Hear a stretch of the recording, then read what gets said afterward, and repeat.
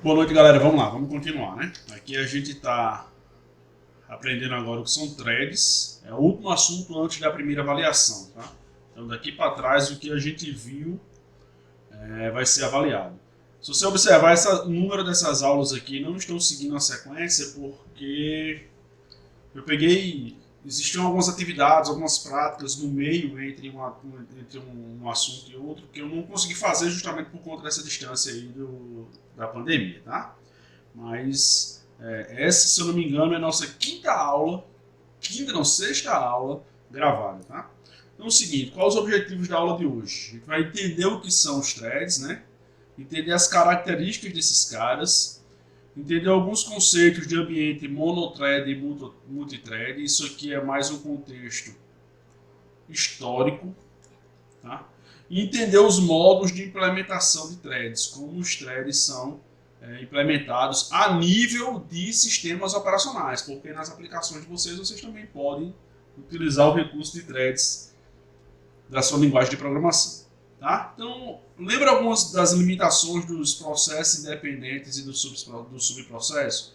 Que eu tinha que criar um novo PCB, o subprocesso tinha um esquema de processo pai, que se eu mato o processo pai, toda a cadeia de subprocesso criado vai morrer também. E aí, diante dessas limitações aqui, o sistema operacional evoluiu para os threads. O que são threads? Então, são subrotinas, tá, de um programa, seja do sistema operacional ou de alguma aplicação, que ela pode ser executada de forma assíncrona, tá? Das demais subrotinas de um determinado processo, tá? Então, vamos supor, se eu tiver dois processadores aqui, eu posso botar um thread do mesmo processo para ser executado nesse processador e outro thread para ser executado nesse outro processador, tá? Mesma coisa serve para núcleos. Tá? Se isso aqui for o núcleo de um processador, isso aqui for outro núcleo, eu posso ter um programa aqui que tenha esse thread A rodando nesse núcleo aqui e esse thread B rodando nesse outro núcleo aqui, tá? Eles podem ser executados de forma concorrente com o programa chamador. Então eu vou ter um programa que vai habilitar o conceito que a gente viu de processos independentes e subprocessos, sendo que agora isso será implementado com threads. Algumas características, tá? Ele possui o próprio contexto de hardware e por possuir o próprio contexto de hardware, eu posso estar sendo executado em núcleos diferentes que o meu processo está sendo executado. Porém, ele compartilha o contexto de software e o espaço de endereçamento, tá, do processo que o criou. Eles compartilham o processador da mesma maneira de um processo, enquanto um thread espera um I/O, outro thread pode estar sendo processado. Então esse thread A aqui, ele pode estar em estado de espera, por algum motivo, por aqueles motivos que a gente já viu na aula anterior. E esse thread B aqui pode estar sendo executado sem problema nenhum. A diferença disso aqui do processo para subprocesso, por exemplo, se eu tenho o processo A aqui, que ele criou esse processo, subprocesso A1 e A2, se esse cara aqui for colocado em espera, tá? Esses caras aqui também vão, porque eles não têm contexto de hardware independente. Eles compartilham todas as configurações de contexto de hardware do subprocesso, tá? E esses caras são implementados internamente através de um TCB. Lembra que a gente viu PCB para o Process Control Block, para o Thread existe um negocinho chamado TCB, que é o Thread Control Block, tá? E é ele que faz todo aquele papel que o PCB fazia para o processo, esse cara aqui faz para o Thread, tá? Então, basicamente, a cara de um processo que implementa Thread é isso, tá? Eu tenho aquele mesmo jeitão de um processo aqui, ó. Aí eu tenho meu espaço de endereçamento aqui, eu tenho meu contexto de software aqui, mas como diz no depoimento, cada thread tem o seu próprio contexto de hardware. Por isso que eu posso estar implementando isso em vários processadores simultaneamente, e esses caras podem estar em estados diferentes. Porque quem determina o estado do processo é o contexto de hardware. E como cada thread tem o seu contexto de hardware, esse thread 1 aqui pode estar em espera, esse thread 2 pode estar suspenso, tá? E esse thread 3 pode estar executando. Eita, saiu executando. Executando. Tá? Por quê? Porque quem vai determinar os estados desse processo aqui são esses contextos que, no caso de threads, eles são independentes. Então eu tenho uma independência do processo independente, tá? E eu tenho a hierarquia, que eu posso criar vários threads dentro do mesmo processo, que é o conceito que eu tenho hierárquico do subprocesso. Tá? Então, vamos lá. Ambiente monothread. Então, só para a gente aprender um negócio. Esquece processo. Tudo agora, quando a gente chega nessa fase da evolução dos sistemas operacionais, tudo agora passa a ser executado por threads. Não existe mais execução orientada a processo. Tudo é orientado a threads, tá? Então, no começo, tá, eu tinha um ambiente monothread, onde todo o processo, isso aqui imagina que é o processo 1, isso aqui é o processo 2, isso aqui é o processo 3. Esses caras são independentes, tá? Não tem nada a ver um com o outro aqui. Então, no ambiente monothread, eu só tinha um thread executando dentro desse processo, tá? Então, qual que é a bronca daí? Então, primeiro neste ambiente, aplicações concorrentes são implementadas apenas com o uso de múltiplos processos independentes ou subprocessos. Tá? Então, no ambiente concorrente, onde eu tenho que ter vários programas sendo executados ao mesmo tempo, ou eu faço múltiplos processos independentes ou subprocessos. Tá? Onde eu só tenho um ambiente monothread. Eu só conseguia no começo criar um thread por programa. Então, o não compartilhamento do espaço de endereçamento faz com que a comunicação entre processos seja lenta e complexa, pois utiliza os recursos de pipe, sinais, semáforos e memória compartilhada. Então, se esse processo aqui queria falar com esse cara, esse cara tinha que ir para a espera, todo o processo ia para a espera. A gente só implementou threads, mas não pegou todos os recursos do ambiente, do potencial que a threads com o tempo foi evoluindo.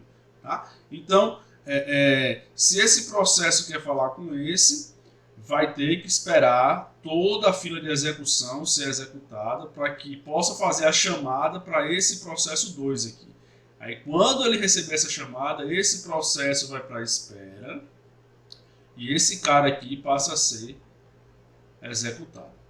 Beleza? Então o ambiente monothread funciona assim. Então no começo foi assim, tá? Eu não tinha mais processo orientado não tinha mais execução orientada ao processo. Toda a carga de código ficava associado a um thread, tá? Mas o benefício do multiprocessamento por conta do compartilhamento do espaço de endereçamento e do contexto de software, eu ainda não tinha nesse ambiente monothread. Veja que eu tinha um processo para cada thread. O ambiente multithread não. Aí é como existe isso aqui hoje, tá? Os sistemas operacionais aqui hoje. Então imagine que cada thread dessa, a gente não viu lá no conceito que é uma subrotina do processo? Então vamos supor que aqui seja a sub 1, esse cara aqui seja a sub 2 e esse cara aqui seja a sub 3. Então, sei lá, cada subrotina dessa tem uma instrução a ser executada. Então, por ter contextos de hardware independentes, eles também podem ter estados do processo independente. Tá? Então, lembre-se que eu não manipulo mais o meu processo. Eu não mexo mais com o processo. Tudo que vai ser executado serão as threads. Eu vou mostrar isso mais na frente para vocês. Tá? Qual o benefício do ambiente multithread? Eu posso ter várias rotinas sendo executadas em momentos diferentes, executando instruções diferentes, mas como eu estou dentro do mesmo espaço de endereçamento, vamos supor que essa subrotina 2 aqui, deixa eu só mudar a cor aqui. Vamos supor que essa subrotina 2 quisesse falar com a subrotina 1. Tá? Como eu compartilho o espaço de endereçamento, isso aqui é muito rápido, eu estou no mesmo endereço de memória. Então a velocidade de processamento quando eu estou no mesmo endereço de memória é muito grande. Diferente daqui, que esse cara aqui está no endereço de memória X, esse cara aqui está no endereço de memória Y, esse cara aqui está no endereço de memória Z. Então como eu não compartilho, a comunicação dá trabalho e aí existem técnicas de pipe, sinais, semáforo, que a gente vai ver isso aqui mais na frente, tá? Mas no ambiente multithread, como está todo mundo dentro do mesmo espaço de endereçamento, tem essa vantagem, essa celeridade na comunicação, tá? Então vamos imaginar o seguinte, aqui eu tenho meu processo, tá? E aqui eu tenho meu espaço de endereçamento e dentro do meu espaço de endereçamento eu tenho o meu programa principal, que é executado por esse thread 1 aqui. E aí vamos supor que no programa principal foi chamada a subrotina 1, tá? Então essa subrotina 1, call sub1, é executada pela thread 2. Então essa thread 2 passa aí para o processamento. Quando eu chamo a rotina 2, a sub2 é executada pela thread 3, tá? Então, nesse momento aqui, eu estou dentro do mesmo espaço de endereço de memória. Se essas rotinas quiserem se comunicar, vai ser muito mais rápido na implementação do ambiente multithread. Então, imagina essas subrotinas, sei lá, imagina essa sub1 aqui, como, sei lá, tu está fazendo o teu programa e é um cadastro do usuário. Quem vai montar isso aqui vai ser a sub1. Eu tenho uma sub2 agora, que vai ser, sei lá, consultar um usuário, então vai ser a sub2. Se você monta isso em cima de thread, você ganha muita velocidade de processamento por conta deles compartilharem o mesmo espaço de endereço de memória. Beleza? E o que são esses PC aqui e SP? Lembra-se que a gente viu Program Counter, Stick Pointer, que é o contador de pilha, que é lá do início de processos que a gente viu, então que são registradores usados no contexto de hardware. Então, como cada thread tem o seu contexto de hardware, isso aqui cada um vai ter o seu valor independente do processo pai que criou essas threads. Por isso que eles podem ser executados em momentos divididos do espaço-tempo aí do tempo de processamento. Beleza? Então vamos lá, alguns tipos de thread. Eu tenho o thread modo usuário. Tá? O thread modo usuário, qual é a principal vantagem dessa? Quando eu não tenho um sistema operacional que consegue ler thread, consegue implementar thread, o thread modo usuário faz com que essa implementação seja possível. Tá? Qual é a desvantagem? No thread modo usuário, quem cria o thread é o processo. Quem gerencia o thread é o processo. Quem gerencia o thread é a tua aplicação. Tá? Então, se tua aplicação é colocada em espera, todo mundo vai ser colocado em espera também. Por quê? Porque o teu sistema operacional, como não foi ele que implementou o thread, ele vai enxergar o teu processo como uma bolha só. Tá? Então, ele vai chegar no teu processo aqui. Tá? Teu processo vai ser thread 1, thread 2, thread 3, thread N. Se o teu sistema operacional só consegue enxergar isso aqui, ó, porque quem está implementando o thread é a tua aplicação. Então, se esse cara aqui for para espera, como o sistema operacional desconhece esses outros threads aqui, toda essa galera aqui vai para espera também. Tá? Então, outras características desse thread aqui. Sem conhecimento do núcleo, tá? Em outras bibliografias, vocês podem ver núcleo como kernel. Tá? Então, o kernel do sistema operacional não tem o conhecimento que esses threads existem, a tua aplicação faz isso. Tá? E normalmente tem uma biblioteca, tá? Da linguagem de programação que faz isso. Existe o thread.h, que é o que eu conheço, na linguagem C, que faz a implementação de thread a nível de usuário. Então, se a gente for fazer um esboço, é mais ou menos isso aqui. Tá? Deixa eu ver se eu consigo apagar aqui. Apagou. Tá? Então, aqui eu tenho o kernel do sistema operacional, tá? Que é o núcleo do sistema operacional. E aqui eu tenho o usuário, a tua aplicação, tá? E essa biblioteca aqui, que no caso da C é a thread.sh, né? Thread.h, aliás. Thread.h é a biblioteca da linguagem C que implementa thread. E essa biblioteca da tua aplicação é que vai criar os threads, tá? Se teu app é colocado para espera, como a tua aplicação é quem conhece os threads, todos esses threads aqui, ó, também serão colocados em espera. Isso é o TMU, Thread Modo Usuário, tá? Eu tenho o TMK, que é o Thread Model Kernel, e aí quem faz isso, quem gerencia o kernel, quem gerencia os threads é o próprio kernel, é o próprio sistema operacional, tá? Então a principal vantagem é que o SO sabe da existência de cada thread e pode escaloná-los, tá? Caso existam múltiplos processadores, os threads de um mesmo processo podem ser executados simultaneamente. Então eu tenho esse processador aqui, esse cara aqui, esse cara aqui, esse cara aqui. Então eu tenho T1, T2, T3 e T4 na minha aplicação. T1 vai ser executado nesse cara aqui, T2 nesse cara aqui, T3 nesse cara aqui, T4 nesse cara, T3 nesse. Quem consegue fazer isso aqui, essa distribuição, é o sistema operacional. Porque o sistema operacional é quem gerencia os processadores e ele tem conhecimento desses threads. Por quê? É um thread modo kernel, tá? O principal problema é o seu baixo desempenho por causa das chamadas a rotinas do sistema e, consequentemente, várias mudanças do modo do acesso. O que isso quer dizer? Como o meu sistema operacional conhece cada um desses threads, eu não tenho só esses threads para gerenciar, eu tenho outras rotinas do meu sistema operacional que precisam ser executadas para que o sistema operacional se mantenha ativo. Então, o thread modo kernel concorre espaço e tempo do processador com essas rotinas. Então esses caras ficam mudando de estados constantemente, tá? Então esse é um, entre aspas aqui, problema. Não seria um problema, né? Seria mais uma característica, tá? Então aqui tem não me lembro de que livro eu tirei isso, mas essa tabela foi o que fiz, mas eu tirei esses dados de um livro. Então uma implementação com subprocesso eu tenho duas operações, tá?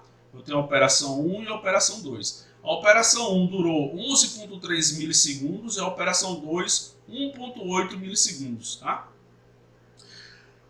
Implementando essas mesmas operações aqui no modo usuário de threads, eu tive 0.9 e 0.44 milissegundos. Na verdade é 11.300 milissegundos, né? Que dá, sei lá, 11 segundos. Eu sou péssimo nesses cálculos. Eu sei que no thread, com o modo kernel, essa mesma operação teve 34 milissegundos e essa operação 2 aqui teve 37 milissegundos. Então a gente vê a vantagem absurda no ganho de velocidade quando eu implemento o modo kernel de implementação de threads. Beleza? E eu tenho o modo híbrido, que esse modo híbrido é mais bagunçado aí, tá? Mas isso aí foi mais para laboratório. Isso aí eu acho que não tem implementado em lugar nenhum, não. A nível de sistema operacional, tá? Então é quando ele combina o thread modo usuário mais o thread modo kernel, tá? Então vamos ver como é que funciona. Então vamos complicar um pouquinho. Um processo pode ter vários threads modo kernel, tá? Eu posso ter vários threads modo kernel dentro do processo, que seria esse cenário aqui, ó. Esse cenário aqui, tá? Eu posso ter isso aqui, na verdade, seria... Cadê o do modo kernel? Eu não estou com essa imagem no modo kernel? Não tenho, né? Tá. Seria assim, por exemplo. Tá, vamos lá. Então o que que está dizendo aqui, ó? Um processo pode... o modo kernel é esse aqui, ó. Esse aqui, ó. Esse aqui é o modo kernel. Tá? Onde cada processo tem o seu contexto de hardware individual. Quem gerencia isso aqui é o kernel ou o núcleo. Tá? O kernel ou o núcleo do sistema operacional. Tá? Então esse seria o desenho, o esboço de um thread modo kernel. Tá? Esse exemplo aqui. E esse exemplo aqui seria o kernel modo usuário, onde eu preciso de uma biblioteca para poder implementar os threads. E aí eu tenho o modo híbrido. Como que é o modo híbrido? Um processo pode ter vários TMK, que é o thread modo kernel, e um TMK pode ter vários thread modo usuário. Aqui, para vocês que estão mexendo com programação, é a relação de 1 para N, né? Então como que ficaria? Ficaria mais ou menos assim. Eu posso ter o mesmo processo dentro do kernel, implementando esses caras aqui a nível de kernel. Tá? Você vê que eu não tenho uma biblioteca para implementar esses caras aqui. Tá? Então esse TMK0 implementa esse thread... Aliás, tem a biblioteca, desculpa. Tem a biblioteca. O problema é que essa biblioteca ela é compartilhada e esse thread modo kernel aqui ele pode implementar esse thread modo usuário e esse thread modo usuário. Esse thread modo kernel aqui implementa esse thread modo usuário com o auxílio dessa biblioteca aqui. E a mesma coisa acontece com TMK2 e TMK3. Tá? Eu não conheço sistema operacional que implemente isso. Tá?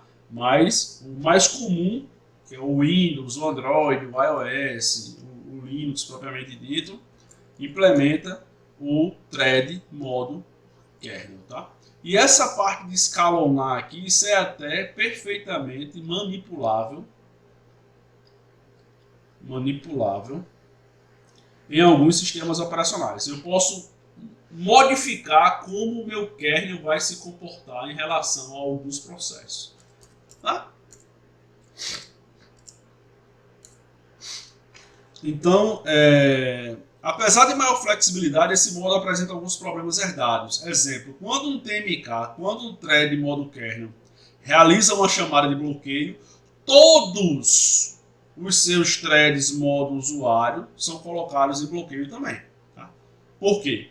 Porque todos os threads, o modo usuário não tem um contexto de hardware independente. Ele vai usar recursos do thread modo kernel para ele.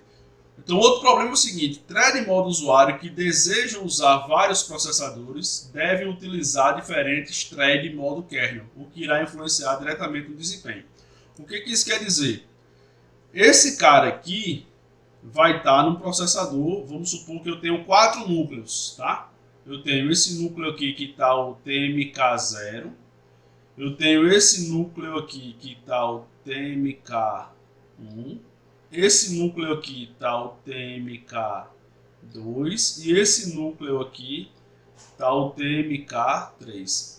Então no TMK0 eu tenho 2 threads do modo usuário, né? Eu tenho o TMU0 e o TMU1. Esses caras estão aqui, ó. TMU0 e TMU1. Estão sendo executados por esse núcleo aqui do processador. Então, se eu quiser acelerar esse processo, o que ia acontecer? Essa instrução tinha que vir para o outro núcleo e essa instrução continuava nesse núcleo. Isso aqui não pode acontecer, por quê? Porque só quem tem conhecimento disso aqui é o thread modo kernel. Para eu balancear entre núcleos, quem tem que conhecer o processo é o kernel, é o modo do núcleo do sistema operacional. No modo usuário, quem conhece a thread é o app. No modo kernel, quem conhece a thread é o sistema operacional. Então eu só consigo distribuir entre processadores diferentes quando o sistema operacional tem conhecimento. Então esse é o problema que essa afirmação fala aqui. Beleza? Então antes de terminar, vamos mostrar esse threadzinho funcionando, essa coisinha linda de papai. Vamos conhecer uma ferramenta chamada do Windows, tá? Vou trabalhar aqui no Windows, chamado Process Explorer, tá? Eu vou finalizar aqui, vou abrir esse Process Explorer aqui e vou mostrar a vocês de fato como isso funciona, tá? Eu tenho aqui, abrir a calculadora, tá? Deixa eu abrir essa calculadora aqui. Deixa eu minimizar ela aqui por enquanto eu não acho o processo dela aqui. Deixa eu ver se eu acho o processo dela aqui.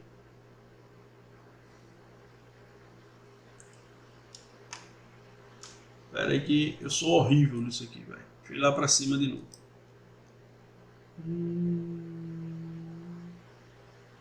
Calculator, tá aqui. Tá? Então eu vou entrar aqui, ó. É o PID, ó, Process ID 608. Tá? Vou entrar nas propriedades dela aqui, vou deixar esse cara aqui do lado. Tá? E eu vou botar essa calculadora aqui do lado. Aqui nesse Process Explorer, ele já está na guia threads aqui, ó. Tá vendo os threads aqui dançando? Quando eu não tenho nada aqui, sendo calculado, você vê que os threads mal executam algum ciclo. Tá vendo? Eu vou começar a mexer aqui na calculadora, ó. Olha meus threads dançando aqui, ó. Tá vendo aqui que tudo gira em torno de threads agora? Quem está fazendo esse processamento aqui é todo o thread, tá? Não existe mais execução em cima de processo. Se eu parar de usar aqui, ó, você vai ver que os ciclos vão terminar e os threads param de ser executados. O thread responsável pela calculadora é justamente esse cara aqui, ó. 2540. Eu vou deixar a calculadora aqui. Vocês vão ver que ela está aqui embaixo. Ó. Eu vou matar esse thread aqui, ó. Vê que a calculadora sumiu aqui, ó. Tá? Então, tudo agora está vinculado a thread. Não existe mais nada vinculado a processo. Beleza, galera? Então eu vou terminar esse vídeo aqui. Postar essa aulinha massa. E já já a gente dá o gás no resto do curso aí. Abraço, Deus abençoe e até a próxima.